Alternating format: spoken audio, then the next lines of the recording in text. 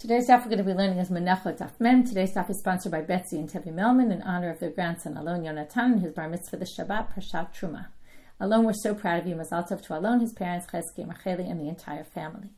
Today's daf is sponsored by Amy Goldstein in loving memory of her father, Melvin S. Goldstein, Shmuel Yankel Ben Binyamin, on his 6th year at Tzai. Dad, we miss you every day and still can't believe that you left us so soon. Okay, we're going to get started today. We have a very interesting daf.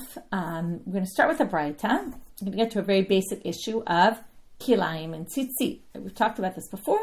There's a juxtaposition of the verses. It says, don't wear shaatnez, don't wear linen and wool together. And then it says, make tzitzit on your begadim. And the drasha is that comes the aseh of tzitzit and overrides the lo taaseh of shaatnez, and you can wear a beged with tzitzit. So with kilayim for tzitzit, okay, you could put tzitzit in your beged. Okay, so now there's a big question that's going to come up. Okay, even though it seems kind of clear from that drasha that that's the case, but the Gemara brings a braita that says, sadin b'tzitzit Beit Shammai potrim u Beit Hillel mechayvim. So Beit Shammai basically says sadin is linen. If you have a linen garment, Beit Shammai exempts. Okay, it's a little bit of a weird language when it means exempt, but exempts from tzitzit, which really, according to Rashi, there's a big debate about how to understand this. Rabbi Eliezer has a completely different interpretation, but Rashi says that what we're talking about here is, okay, I'll just read it from the beginning in case you don't believe me. Beit Shammai potrim min tzitzit, de lo darshin smuchin the mishrei kilayim b'tzitzit. He doesn't darshan this whole smuchin thing. Okay, something that we take as obvious. He does not darshan. Okay, then Rashi has to explain why he uses the language of patur. Okay, it's a bit of a difficulty, and that's why Rabbi Eliezer has a different interpretation. But we'll go with Rashi. And Beit Hillel mechayvim. Beit Hillel says no, you have to put tzitzit in. Okay, because remember, tzitzit have to be wool. The tchelet tzitzit have to be wool. So wool and linen, right? That would be kilayim. Beit Hillel says, of course you do that. Smuchim. The halakha kedivrei Beit Hillel. The halakha is like Beit Hillel. Amar Rabbi Eliezer Rabbi Tzadok, halo kol hamatil tchelet b'Yerushalayim eino ela min hamatmihim. But now they say, but wait, he says, how could the halakha be like Beit Hillel? He says, anyone who puts tchelet on in Jerusalem, eino ela min hamatmihin. What does that mean, min hamatmihin? So Rashi explains, mitameh at kol haro'im. He causes everyone to look around like, what is that person doing? How is that person wearing kilayim? Okay, shomrim kilayim hu lavush. Okay, and basically he says, ad Beit Hillel palig Rabbi Eliezer. Okay, even though a second ago we said halakha k'divrei Beit Hillel, he says, I don't understand you could hold like Beit Hillel, because in Jerusalem, you see people, like if somebody walks around like that, everybody says, what's that person doing? How are they wearing shaatnez? Can't be. I'm a Rebbe. Now, Rebbe goes back to saying, no, we hold like Beit Hillel, but he says, that begs the question, Imken lama asarua.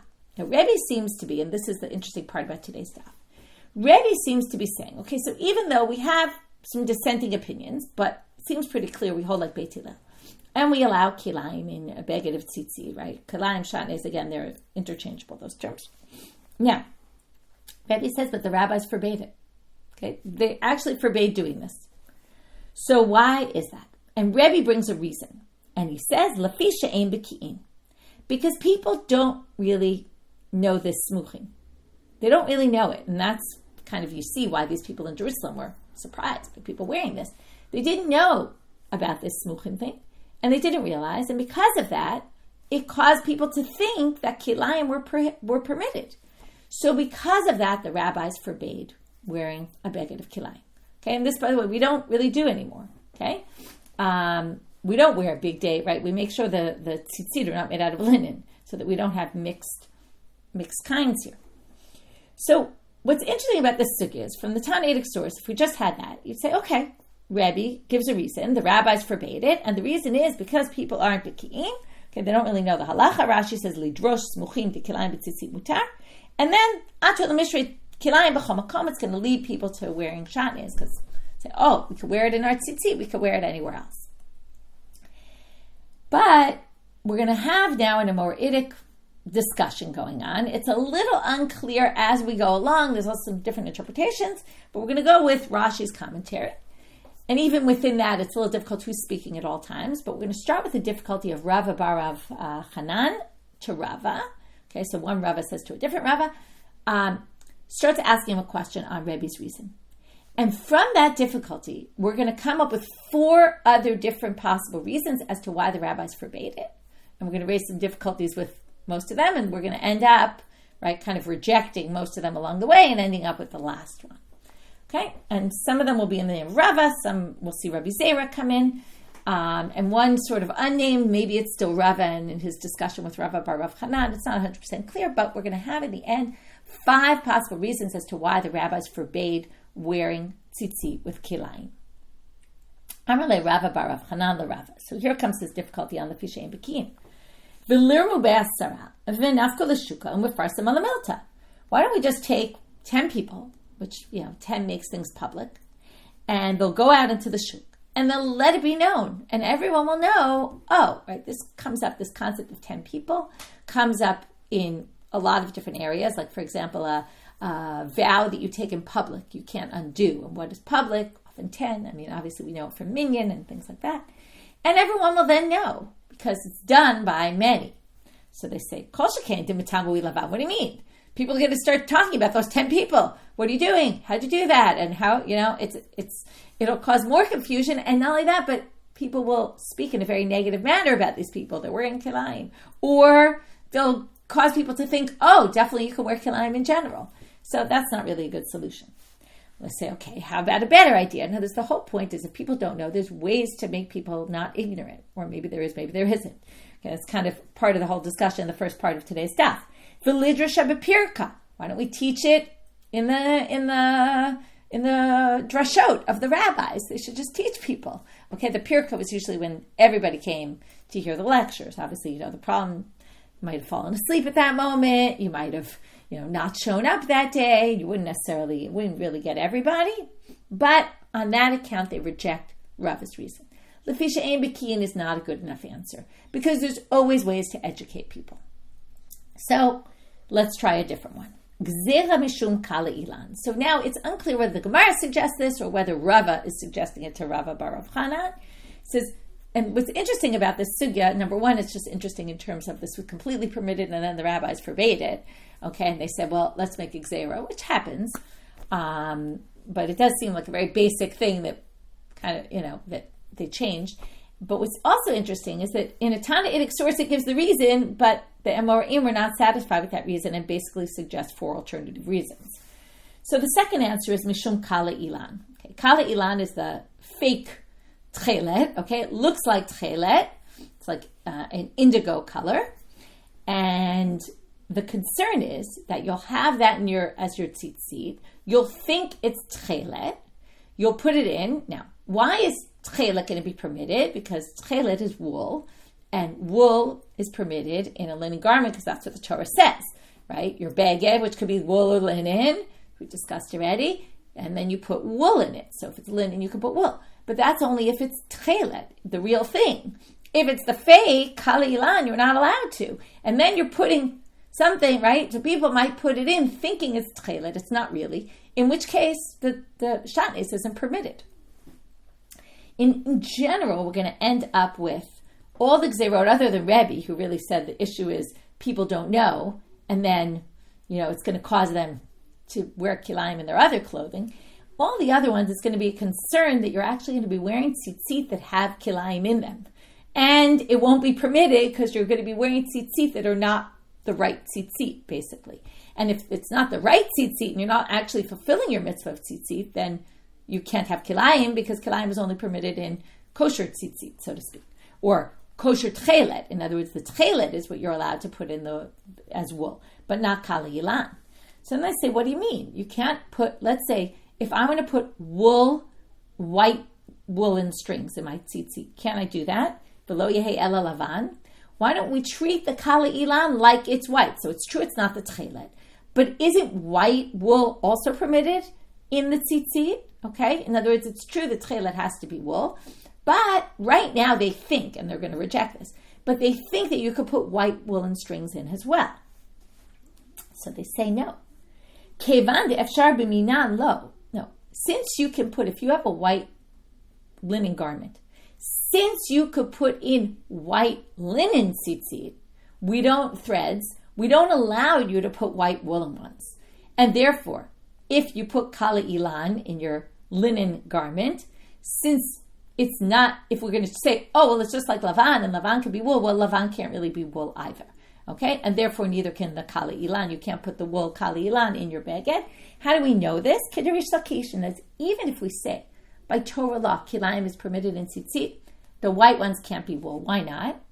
Because the Amar Rish Lakish, kol makom she'ata motzei aseh v'lo taaseh, im atay chol lekayem et shnehem mutaf, v'im lav yavo aseh v'yitchelet lo taaseh. So they say, Rish Lakish says like this, and it's very logical, although you could counterclaim theoretically. When we say that a mitzvah aseh can override a mitzvah lo taaseh, a positive commandment can override a prohibition, is that across the board? In other words, you can always put wool in your linen garment for tzitzit, which is what we thought about the white. Or do we say only when you can't do both? And that's if you have a linen garment, which is obligated in tzitzit, according to Torah law, and you have to put in tchelet, threads, which can only be wool, so then we'll permit it, because you have no other way to do tchelet. There is no such thing as tchelet linen threads. But if you put white in, we're not going to allow wool, because you could do white linen ones. So therefore, in that case, we're not going to let it override. That's what Rish Lakish said. So based on Rish Lakish, we're going to say, you can't say, let's let the kala ilan, we don't care that it's kilayim, if your wool is dyed with kala ilan, because it's no different than white, and white wool and threads can go in. No, because white wool and threads can't go in when you have another choice. Since white could be used, you could use linen, so therefore, we're not going to allow you to use a beged of shaatnez. Okay? Only in the tchelet we permit it. And then, that would explain the gzer mishum kala ilan. But then the Gemara says, okay, wait. You're going to say, now this is what's interesting. You're going to say no one can wear tzitzit with strings of tchelet if your beged is linen and your strings are wool. No one's allowed to wear it because you might accidentally have kala ilan, not realize that it's kala ilan instead of tchelet. And because of that, right, because of that concern, maybe your tzitzit are made of kala ilan. We're not going to let anybody wear tzitzit with tchelet. So the Gemara says, "V'livdikei, why don't we just test out the tzitziot? Okay, check everyone's tzitzit and make sure they're made of tchelet, or have somebody check. There's ways to check. So why don't we just say, okay, well, get it checked out? And we do all sorts of things where we check things, like have people check them, and that will prevent the problem. Okay, so here's where it gets a little tricky. Is this coming to respond to that suggestion, which some people read it, but we're going to read it with the way it appears in our Girsa, which is Ella. It starts with Ella meaning, okay, Ella means, that's not going to work. Let's try a different track. So now we're on number 3. Number 1 was people aren't biki'in. We rejected that. Then we said, maybe because of kala ilan. We rejected that because tzitzit can just be checked to make sure you didn't buy fake tzitzit, okay? Someone trying to pass off kala ilan instead of tchelet. Ella, third possibility, gzera mishum te'ima. Now we're going to add an issue that we haven't yet seen. We're going to see soon. I think it's membet, about the need for tzitzit to be done lishma. Your tzitziot have to be dyed with the intent that they're being dyed for the mitzvah of tzitzit. Now, why else would you dye things tchelet? Well, first of all, many reasons. But in this case, we're saying maybe, okay, there's people who test. They do testing the color, like we just said, and that's why maybe this is connected with the previous and responding to the b'dika. How do you do b'dika? You check. You take a string, you stick it in the dye, and then you look at it compared to, I guess, what tzitzit you have. So there's ways to check it. So when you dip your thread into the dye, in order to check it, you can't use that in your tzitzit. So now they're going to say, and this is like the kala ilan problem, that maybe when you got these tzitzit, we're not going to allow any tzitzit, because if the tzitzit were made with what was used, okay, for the mishum te'ima, they say tasting. It's not a taste. It's like, like Julie wrote, a swatch, right? In other words, it was used to give a sample.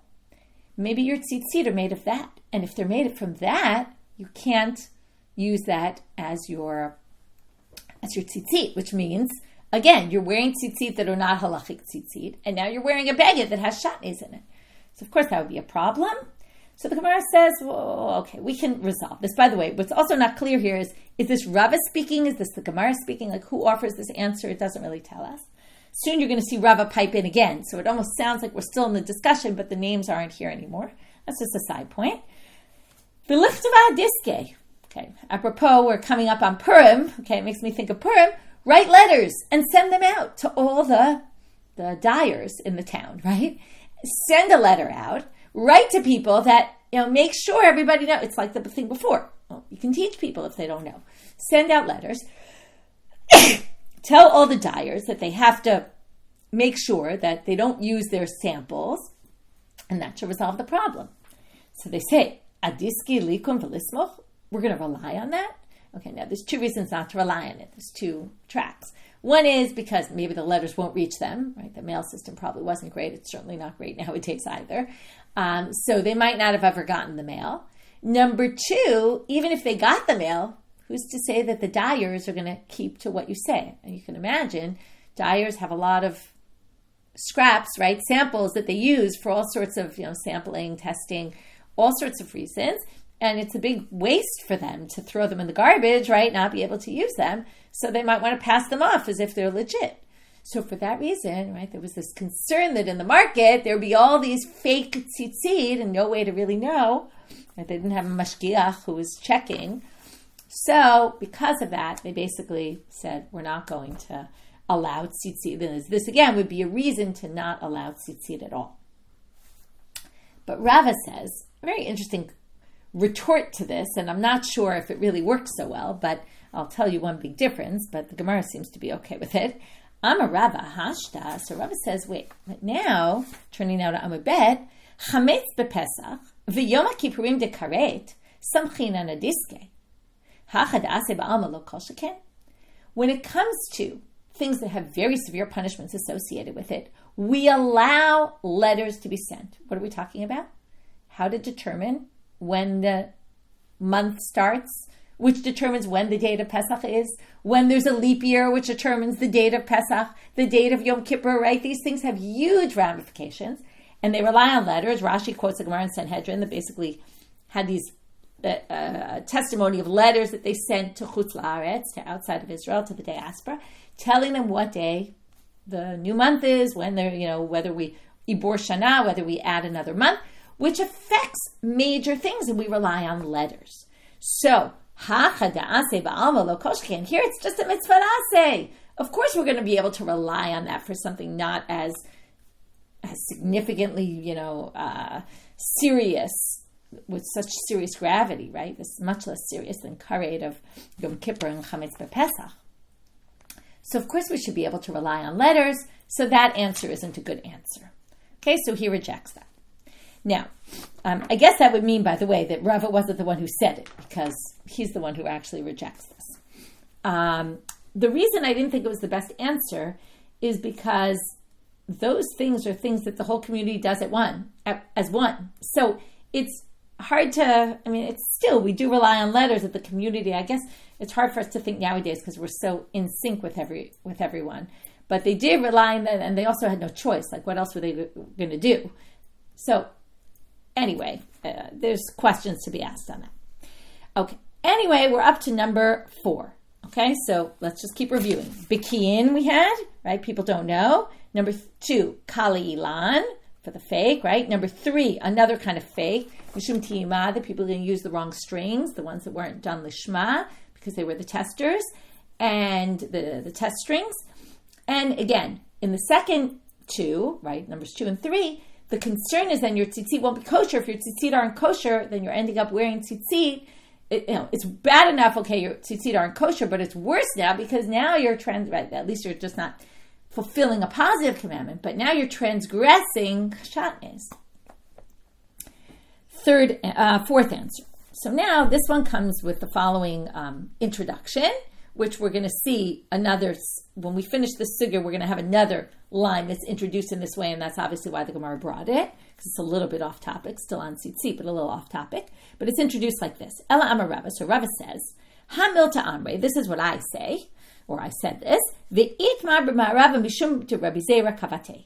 And also Rabbi Zera in Israel said the same thing like I did. Okay, kind of a way of strengthening, not just me, but someone in a completely different place said like me. Shema yikaras dino b'toch shalosh v'yitferenu.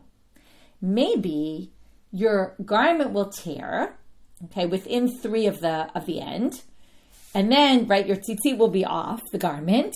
Then you'll sew it up, and when you sew it up, you'll leave some strings there. You'll count that as your tzitzit, right? You'll leave some of the threads, and you can't do that. That you won't be able to fulfill your mitzvah of tzitzit that way. And again, if you don't fulfill your mitzvah of tzitzit, why not? Because haTorah amra taaseh v'lo min ha'asui. Okay, the tzitzit have to be made. It can't be that the tzitzit were there before you became obligated in the mitzvah, right? So, or before you fulfilled the mitzvah. In other words, you can't sew that 4th corner, leave some threads. You have to actually sew the corner, complete it, then add threads. You can't just leave the threads hanging down. And that is because the pasuk says, "Gedilim taaseh lecha," make yourself the twinings and the twisting cords, and therefore it has to be, you have to make them. You can't just have them there from threads, loose threads that you had when you were sewing the garment. So that's why, right now, this is a different kind of concern. The concern is, if you're wearing a garment that has kilayim in it, which is fine right now, but if it tears, okay, like we saw the case of Mar Bar Vashi, where his tzitzit they tore off, and we're worried you might come sew it, not realize that you won't fulfill your kilayim, right? Leave the strings, you might not realize that that's not a way to fulfill the mitzvah, and you'll end up wearing, again, kilayim. Okay, now this is a little different because it's a concern of something that might happen down the road, as opposed to something that maybe happened before you bought the tzitzit, or, Okay, so that's the 4th answer. When Rabbi Zera said this, okay, or at some point, it seems like Rabbi Zera realized that this is the way to go. It sounds like he didn't know this before. Shara Rabbi Zera listine. He took out any tzitzit he had in any of his linen clothing, okay, and he just undid all of his tzitzit, and he said, I'm not wearing these anymore. That's like a very big statement, right, for the rabbi to come and untie all the tzitziot on his linen garments. It's a pretty big statement. Last answer, Rav Zera Amar, Gzeira nami mishum ksut laila. Okay, this, by the way, okay, I said that the other ones were kind of rejected. The last 2 really stay, although the last one is the one that's the most quoted, which is, we're worried that you might have ksut laila, which is what we call pajamas, okay, or something that you wear to sleep in, which is not obligated in tzitzit, but it's, let's say, a 4-corner garment, and since your other 4-corner garments have tzitzit, you might put tzitzit on your beged laila, wear it, it's shaatnez, you're actually not obligated in tzitzit, so you're actually not allowed to wear it because it's kilayim, it's shaatnez. So that's another possible reason. Okay, so we ended up with 5 possible reasons as to why. We raised difficulties with 3 of them, but in the end, there really are these 5 different answers. Okay, so let's review. Bikin, right? People don't know the halakha and will think that kilayim is permitted. Kala ilan, you'll end up with the fake tzitzit, or the next one with strings that were strewn in, right? That were used for testing. And then we're going to have maybe something will happen down the road that it will tear, and then you'll leave the threads from when you sewed it for the 4th, right on that 4th corner. Or because of pajamas, that you're going to end up thinking that they need tzitzit, putting tzitzit in your pajamas, and then you're going to end up, all those 4 possibilities, you're going to end up wearing kilayim in a case where it wasn't permitted to wear kilayim. Okay, and that's a isur d'oraita, that's a Torah prohibition. Okay, now we're going to get off on a tangent for a quick minute and then sort of come back to something we talked about before of taaseh v'lo min ha'asui. Amarava, ha milta amre, v'itmar b'marava mishmei de Rabbi Zera kavate. So Rava says the following thing, something I said, again, we have the exact same thing, and in Israel, the same introduction. And in Israel, Rabbi Zera said the same thing, okay, it's said in the name of Rabbi Zera in the same thing, same comment that I made, which is, what if you have a garment? Now, when you're chayav in tzitzit on what kind of garment? It has to be a beged. Okay, what is a beged in the Torah? It's basically something that is woven, as opposed to a piece of leather, which could be used as a beged, but it's not woven and it's not usually called a beged. So when it says you have to put tzitzit on your beged, it's not leather. But the question is, what if hishal beged? What if the material of your garment is beged, is woven? Uknafeha shel or, but the corner, the part where you put your tzitzit on, it's a patch of leather that was placed on the garment, and that's the corner. Chayevet. You're chayev in tzitzit. But the reverse, hishal or, if the garment is made of leather, uknafeha shel beged, and the corner is sewn on a piece of material of woven garment, ptura. My taima, ikar beged b'inan. When we go by what you need according to the Torah law, it's on your beged. It's the garment. It's not the corner that's important. Even though the corner is where you put the tzitzit, it's not the corner that determines are you chayav in tzitzit or are you not chayav in tzitzit. Rav Achai azabatar kanaf, but Rav Achai completely disagrees and says, what do you mean? It says put it on your kanaf, on the corner of your garment. So the corner of the garment is what determines. If the corner's leather, you're not obligated. If the corner's material that's woven, you are. So we have this machloket about what determines it, the corner or the garment. Okay. Amar Rava, Amar Rav Schora, Amar Rav Huna. Okay, so Rava is the name of Rav Schora and the name of Rav Huna. We're now going to talk about this taaseh v'lo menasui. Hitil leba'alat shalosh v'shlima la'arba psula. If you had a garment that had 3 corners, it didn't have a 4th corner, and then you formed a 4th corner, but before you formed that 4th corner, you put the tzitzit on the 3 corners. Then you added the 4th corner and put the tzitzit on that.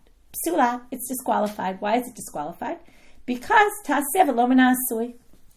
Because the 3 corners that had tzitzit on them, you put them on before it was even obligated in tzitzit. If you put it on before it's obligated in tzitzit, this is the way you build a sukkah, right? You can't put the schach on before you put the walls on, because the schach has to be built, right? The sukkah has to be built with the schach, and without the walls, it's not a sukkah. It needs to have the walls on, then you put the schach on. Okay, that's why if people have a pergola, you can't just say, oh, my pergola's been up all year. Great, I'll just put walls around it and that's my sukkah. You have to do something to the pergola. You have to pick up the slats and put them back on.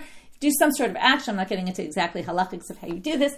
Depends on what your pergola is. It depends on all sorts of things. But you have to create the schach on something that's built.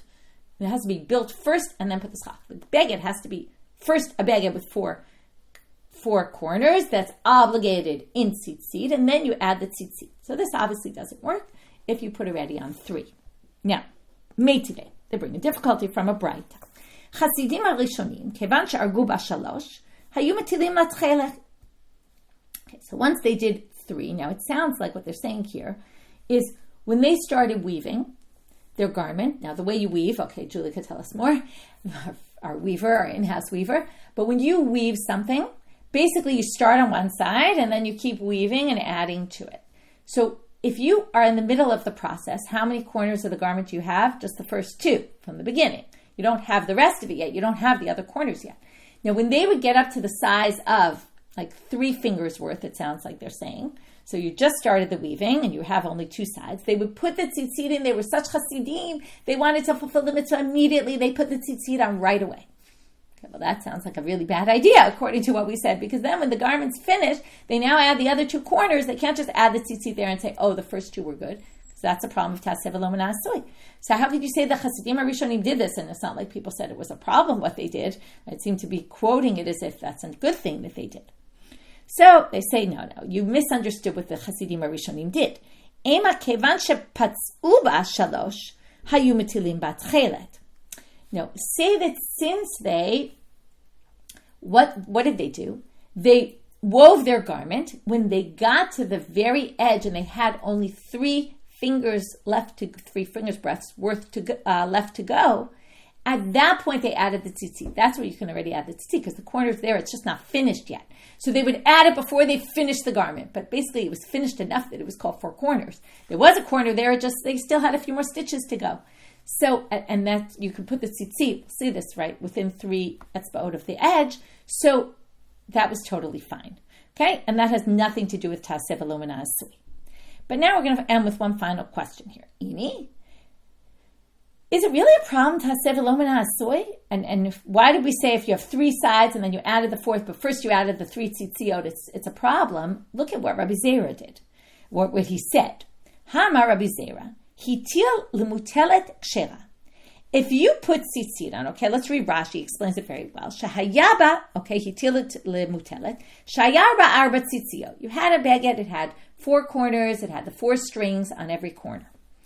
Vitilba arba achirot. And then you put in 4 new ones. And then you take out the old ones. Okay, so you put in 4 new strings, and then you cut the old ones off. Like, let's say your tzitzit aren't in good shape anymore, and you want to just fix, you want to update, make them nicer. So you put in these 4 strings when you're not obligated in the mitzvah yet, right? It's the same kind of thing. If you had done it after you cut the strings, it would be a completely different story. That would be taaseh, but that would be taaseh. But here, you're basically putting in the strings before you're actually obligated in tzitzit. Then you're cutting off the old ones, and then turns out, look, your garment has it made already. So that seems to be a problem. I'm sorry, it seems to be a problem according to what we said, but he says it's kshera. Because according to what we said, that's already made when it becomes obligated in tzitzit, which is after you cut off the 4 strings, the original ones, your ones that have already been there now become your tzitzit, but you didn't make them when you were obligated to put tzitzit there, because they already had tzitzit and your mitzvah was being fulfilled. So, Amar Ravi has a very interesting answer. It requires some thought. Hashta bebal tosif kai. Well, when you added those extra 4 tzitziot, those strings, well, that was a prohibition of bal tosif. You're not allowed to add to something that exists, right? That add to a mitzvah and add 8 strings instead of 4. So it's actually a little strange that he's using bal tosif here, because it's not like the Torah says 4 and that then you're adding 5. It's not like the arba minim where there's 4 and then you have to add a 5th.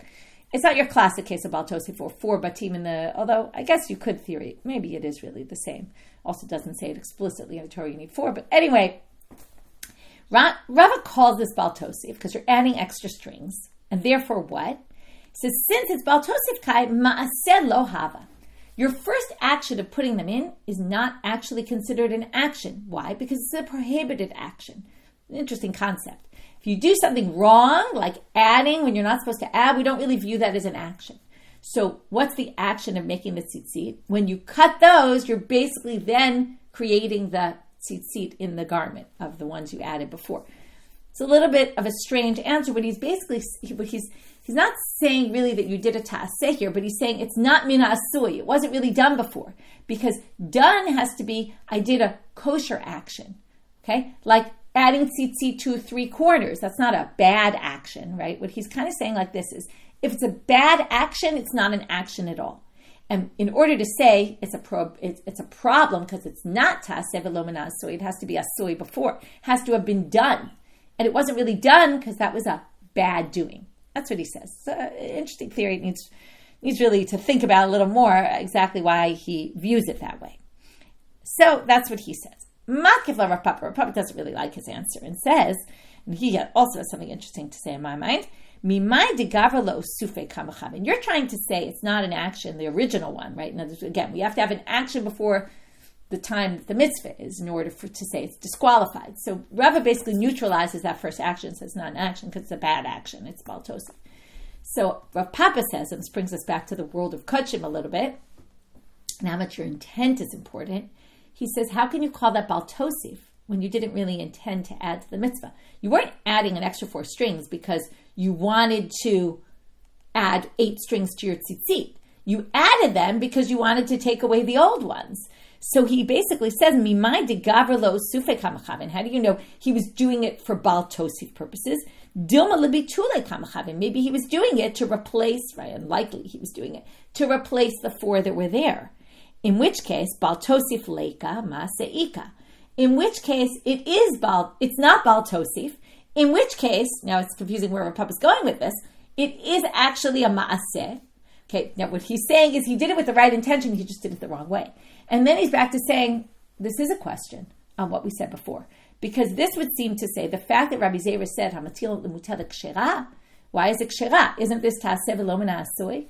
And we're left kind of with confusion. Okay, so where does that leave us, right? They don't really have an answer then according to Rav Papa. Because Rava's whole answer was, well, it's not really min ha'asui, because it wasn't really done, because it was done incorrectly. And Rav Papa says, who says to say that was done incorrectly and that was Baal Tosif? He was likely adding it in order to get rid of. That's not really Baal Tosif, which is another interesting thing to think about, that you're not over on Baal Tosif if you really meant to just replace one with another and just first brought the extra, then got rid of the other original ones. That wouldn't be called Baal Tosif, because even though technically speaking for a moment you had 8 there, you weren't intending to keep the 8, so that's really not Baal Tosif. It's actually, I'm thinking right now, like what would be the ramifications of saying that with Baal Tosif? I'm trying to think of where Baal Tosif, one of the issues where Baal Tosif comes up is sitting on the sukkah on Shmini Atzeret. You're allowed to sit there because it's in Chutz La'aretz, because it's Safek Yom, Safek Laila, or even, let's say you want to sit in the sukkah in Israel on the 8th day because it's nice weather, or because you have a lot of guests on Simchat Torah and you want to entertain and your sukkah's there because you can't take it down. If they say your intent is not to sit there in the sukkah because you want the sukkah, theoretically we're saying that's not really Baal Tosif. You're not intending to add 8 days of sitting in the sukkah. So it's interesting to think about what ramifications of his thoughts would be. Okay, we're going to stop here because the next section really starts something that we're going to really not even understand. The Gemara is going to say, what does this mean? And we're going to get into it in tomorrow's daf. So we'll leave it at that for today. So we started with the sadin b'tzitzit, this machloket between Beit Shammai and Beit Hillel. Is it allowed to have kilayim in your beged tzitzit or not? We hold like Beit Hillel that it is allowed. However, the rabbis forbade. Rebbe gave a reason, because people aren't beki'im in this whole smichut parshiot and they'll think that kilayim are permitted. But then we gave 4 other reasons we rejected, or Rav Bar Rav Hanan raised a difficulty. With that, we ended up with 4 other answers that are not because people will think that kilayim are permitted, but people might actually end up wearing kilayim in a case where the tzitzit weren't really properly done, and that would cause a problem. And we went already through the other 4 answers, so we'll leave it at that. And then we got to what determines whether a beged is obligated in tzitzit. Is it the material of the beged or the material of the corner? Okay, if you, let's say, add a patch to it. Then we had we went in depth a little bit more into taaseh v'lo menachot. We raised the difficulty from the Chasidim Rishonim, but we explained them differently. It's not the simple reading of it. Then we said, but what about the fact that Rabbi Eliezer says hitil mutalek sheira? And then we had 2 possibilities: Rava, who answered the difficulty, and Rav Papa, who rejected Rava's answer, which left things a little bit in murky waters because it seemed to say this really is a bit of a problem with taaseh v'lo menachot. And with that, we finish for today. Wishing everyone a Shabbat Shalom.